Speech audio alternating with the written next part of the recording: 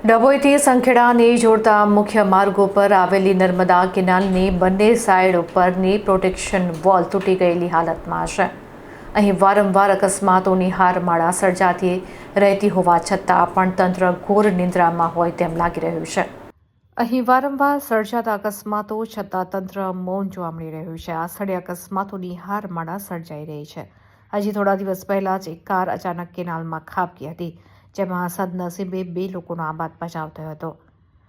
આ ઘટના બાદ પણ તંત્ર દ્વારા કોઈ નક્કર પગલાં લેવામાં આવ્યા નથી. હજારો લોકોના જીવ જોખમમાં મુકાય તેવી સ્થિતિ અહીં ઊભી થઈ છે.